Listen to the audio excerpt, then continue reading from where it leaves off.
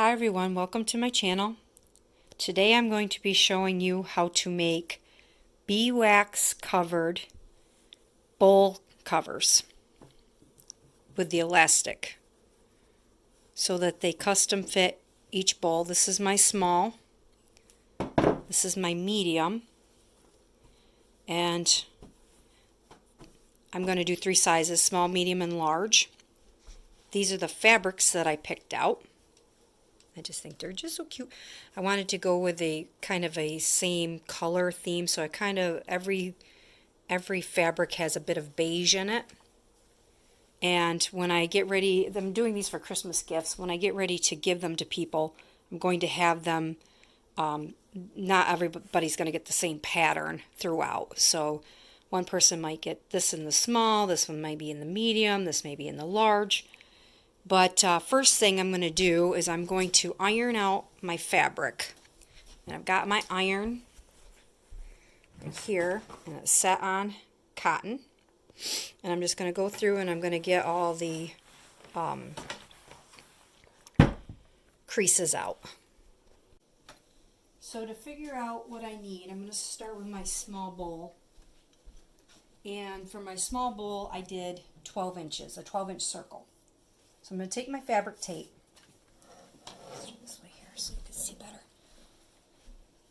and I'm going to find my 6 inches after I folded it over. I'm trying not to waste too much fabric because I'd like to make as many sets as I could. So there's about 6 inches. Doesn't matter if it's on this part here because that's going to get folded under. So I'm going to go up here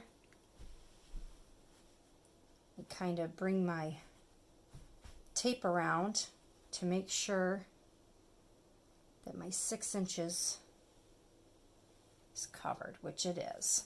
So with that, I'm going to take a fabric pencil, or pen, sorry, fabric pen, and I'm just going to mark my lines, kind of real loose like. They don't have to be perfect, just so I kind of get the gist of where I'm at.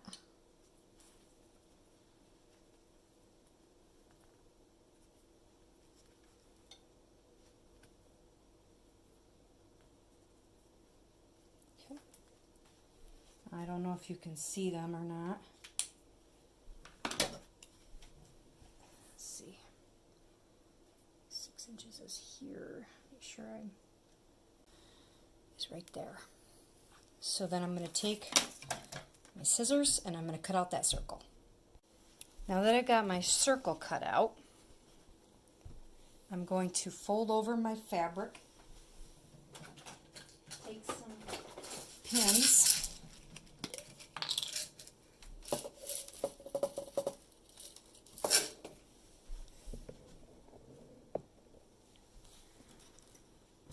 and I'm going to pin my fabric around.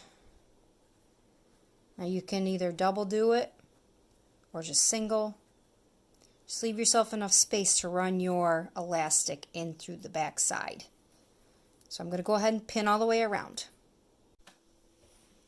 Now that I've got my circle all pinned up, I've got my sewing machine out, and I've got my thread in the cream color, and that's another reason why I wanted to keep my fabrics all around the same color so that I wouldn't have to keep changing my thread in and out.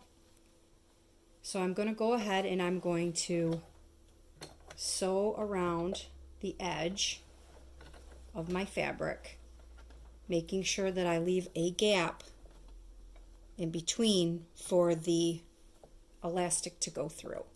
And I'm going to make sure that I leave at least, probably about a finger width opening so I can feed that through. When doing this, make sure you take your time. Don't be in a big yank. Get your needle right on the edge there and just go nice and easy and go all the way around. I got my circle all sewn.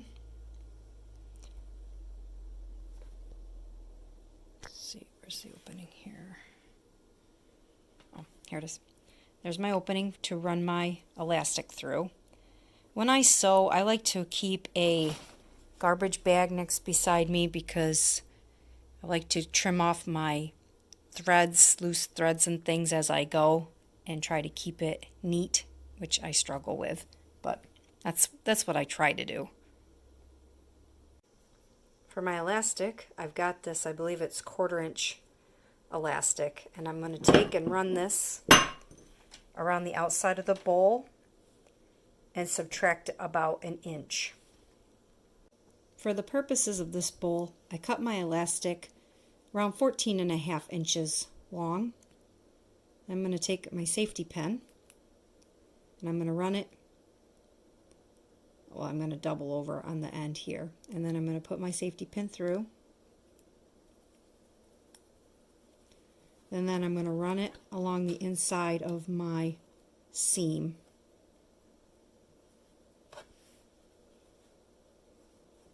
Starting in one end and just feeding it through.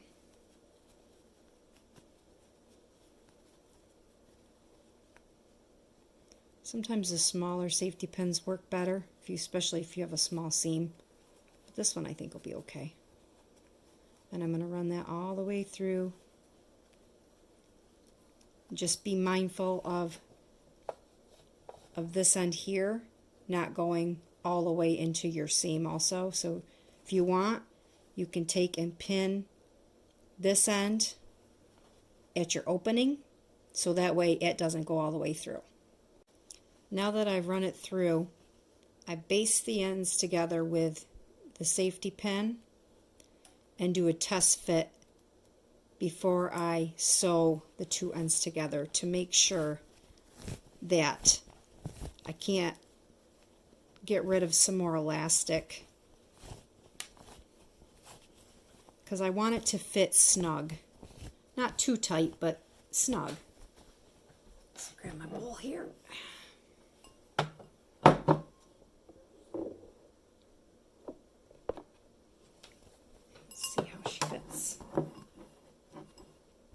That fits pretty good, but it's a little loose through here, so I will probably take off some more elastic. Probably about that much there. What I'll do is I'll take my safety pin out, and then I'm going to put it as tight as I think it need be. Then I'm going to make a knot. Double knot, actually. That way my elastic is not going to go anywhere. See? It's a nice tight fit. I'm going to cut off the excess. So I'm actually cutting off quite a bit. So I probably could have gotten away with maybe a 14 inch, maybe even 13 inch long. But I like to have the extra play just so I can make sure it's got a nice tight fit. And take my elastic, run that knot beyond my hole, and then I'm going to baste this raw edge to hide the elastic. Now that I've sewn in my elastic, do another test fit, make sure it works good. This has a bit of an overhang, so it could go for quite a larger bowl. This bowl here is about 7 inches. And that's what I'm considering my small bowl cover. For my medium bowl, I do the exact same thing as the small bowl, but this time it will be 14 inches. So I folded my fabric in half, so that means we're going to go at 7. We're going to do the exact same thing as we did before. Just kind of mark it along your edges to make sure. And like I said, it doesn't have to be perfect like you saw on the small bowl. It's not exact science, but it still looks cute when it's done. So 7 inches. And I got my circle, and then I go ahead and cut it out. And I just repeat the same process that I did with the small bowl, with the elastic and the sewing around and pinning, and the large bowl's a little bit different, and I'll show you how to do that in just a second. For the large bowl, we do 18 inches. And because of the width of my fabric, I don't have enough to fold it over. So that one we have to freehand. And I've got just about enough left over to do 18 inches this way. And then I may double check it and make sure I've got 18 inches this way, which I more than have enough. So then I kind of just freehand this one, marking the center point and going from there. So I found my center point of my fabric. Then I'm going to put my 9 on that, stretch it out, and then run my tape around, getting the exact measurement that I need to bring it around, and then I will cut out my circle. For my medium-sized bowl, I use this here, and my elastic is 23 inches. And for my large bowl, I use this bowl here, and this one I use 24 inches of elastic.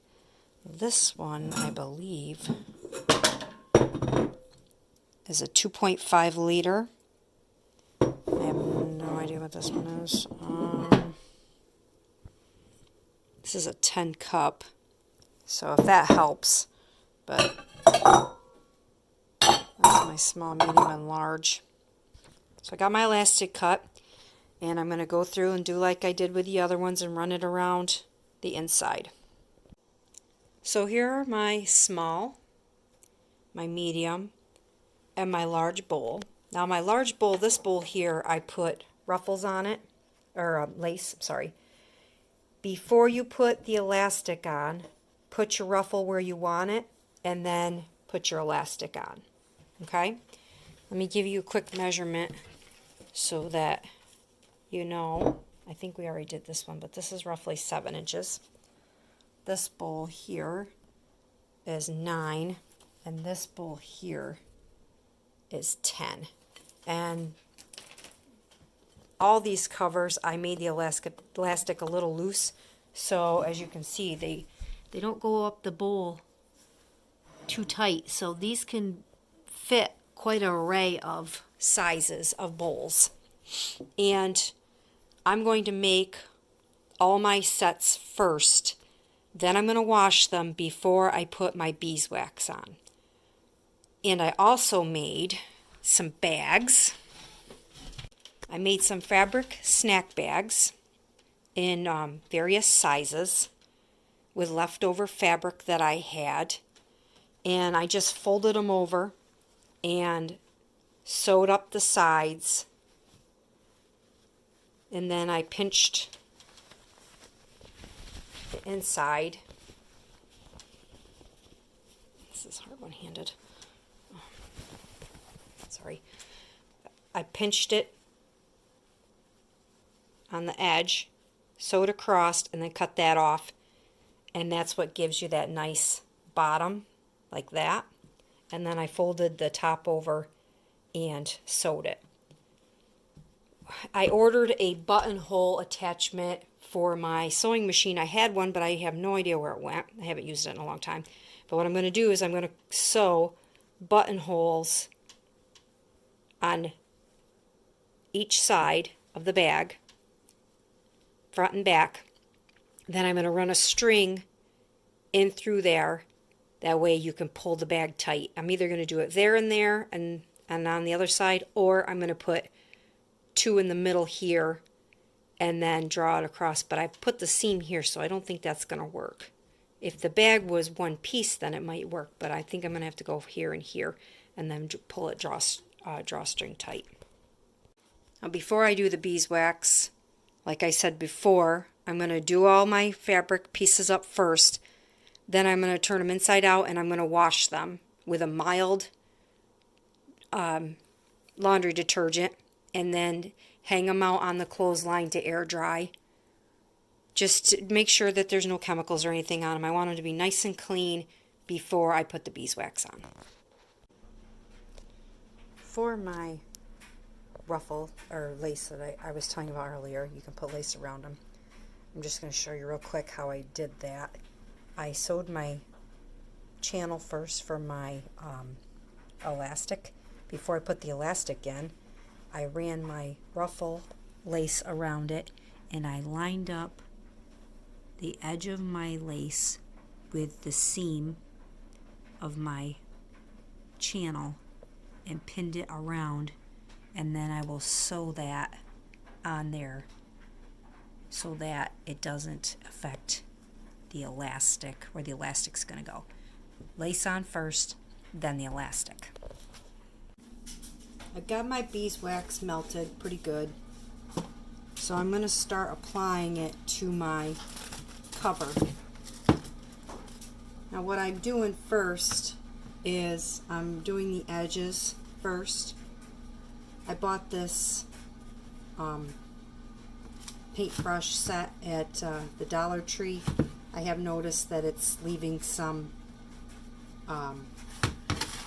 fibers behind, so I just got to be mindful of that, because you don't want a paintbrush that you're going to want to use later on, because this beeswax is so sticky. That's why it's good for these bowl covers. So I'm going through and I'm just coating the edge here, and I've kept it on the bowl so that I could keep it taut. And I'm not covering the elastic. I mean, if it gets a little bit on the elastic, that's fine, but I'm doing it over top of a cookie sheet lined with wax paper, because I was doing it right on the countertop and the beeswax was dripping off it and didn't want to come off. This stuff is so sticky. So now I'm going to do the top. I'm just kind of doing a thin coat on the top of my bowl. And I've got my oven preheated to 500 degrees. I was going to iron it to disperse the beeswax, but with the way the shape the bowls are, it's just not going to work. I can't keep it flat to iron it.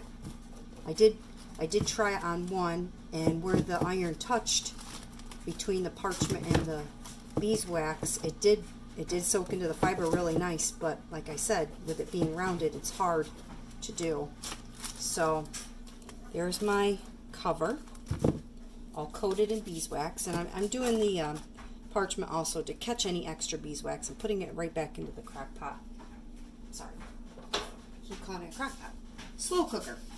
And I've got a sheet here with some covers on it. As soon as my oven gets up to temperature, I'm going to pop them in there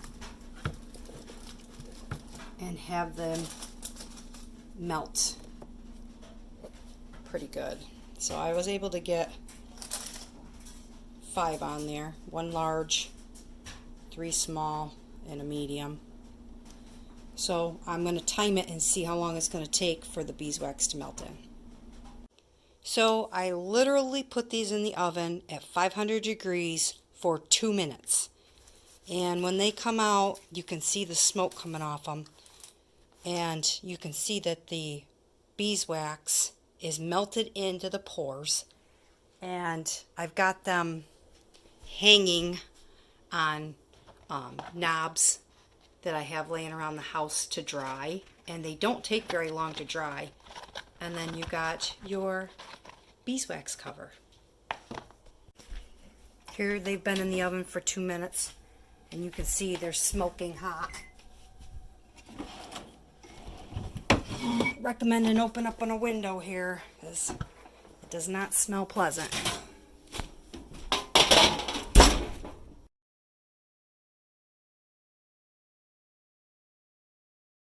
They don't take very long to cool, but once they do cool, they're actually very pliable. Just stick them in my piles here. This must be a large. This is small.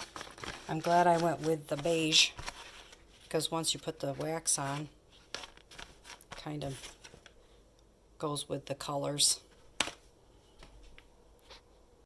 I'm going to make wrappers for my bowl covers. And in order to do that, I'm going to take my roll of brown craft paper. It's pretty thick. It's almost the thickness of a paper bag. But anyways, I cut it to fit my Cricut mat.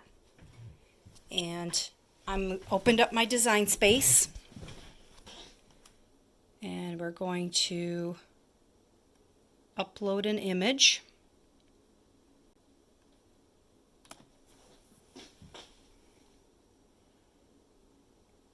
No, actually, we're going to go to images here. And I found one that I think somewhere here.